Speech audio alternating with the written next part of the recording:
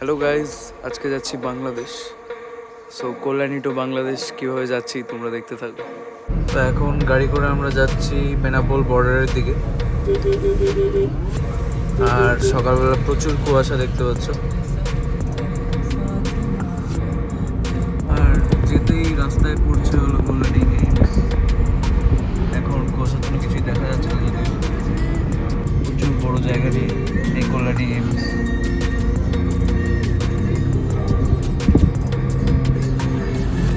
দেখতেই পাচ্ছ কিরকম কুয়াশা, কিছু দেখাই যাচ্ছে না বাসে। এখন বাজে 7:30 সকাল। চলে এসেছি বনগাঁ, আর এই রাস্তা দিয়ে সোজা গেলেই বর্ডারটা পড়ে, তো তোমাদেরকে দেখাবো। তো এখন চলে আসলাম বাংলাদেশ বর্ডারে, আর এটা হলো 0 পয়েন্ট বলে এটাকে। সো বাংলাদেশ বর্ডার, আর এটা হলো এখন 0 পয়েন্ট, আর আমরা এখন বাংলাদেশের দিকে ঢুকছি। ক্রস করলেই বাংলাদেশ বর্ডার, আর ওটা হলো ইন্ডিয়া। সো ঢুকছি ভেতরে। ওই দূরের যে জায়গাটা দেখা যাচ্ছে ওই পাশটা হলো ইন্ডিয়া, আর এখন আমি চলে এসেছি হলো বাংলাদেশে। তা আমরাও এর মধ্যে একটা বাস ধরে তারপর চলে যাবো ঢাকা।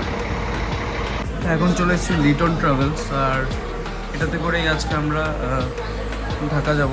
সো লিটন ট্রাভেলসের বাস হলো এখানে, এই বাসে করেই আমরা ঢাকা যাব। আর পথে পদ্মা সেতুও পড়বে, সেটাও তোমাদেরকে দেখাবো। হলো বাংলাদেশের একটা চিপস, আর এই চিপসটা আমার দারুণ লাগে। এটা ইন্ডিয়াতে পাওয়া যায় না, মিস্টার টুইস্ট। আগে একবার এসেছিলাম, তো বর্ডারে প্রচুর ভিড় ছিল, কিন্তু এবার বর্ডারে একদম ভিড় ছিল না, ফাঁকায় ফাঁকায় চলে এসেছি। আর টার্মিনালের সব কাজ হয়ে গেছে, তারপর মানি এক্সচেঞ্জ হয়ে গেছে, এখন জাস্ট বাসে করে যাব।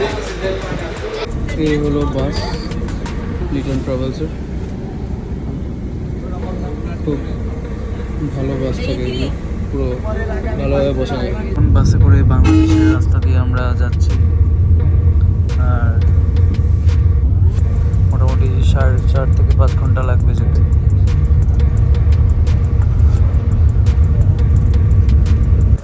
চলে এসেছি একটা রেস্টুরেন্টে। তো বাস আমাদের এখানে থামিয়েছে, এখন আমরা এখান থেকে লাঞ্চ করে তারপর আবার বেরোবো। 20 মিনিটসের ব্রেক।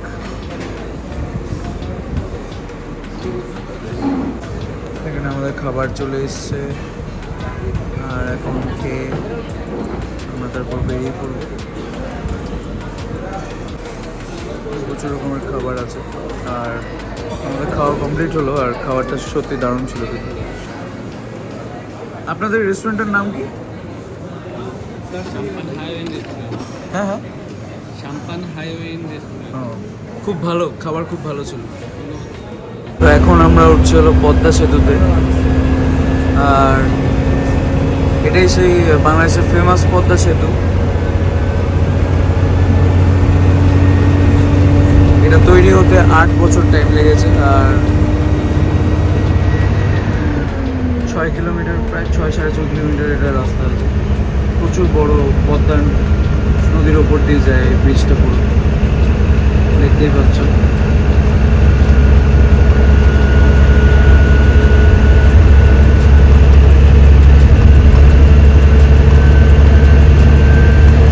আগে ফেরিতে অনেক টাইম লাগতো, আর এই ব্রিজটা হওয়ার পর অনেক মানুষের টাইম বেঁচে গেছে। নাহলে ফেরিতে 3-4 ঘন্টা লেট হতো। মোটামুটি 5 থেকে 8 মিনিট লাগে এটা পার হতে।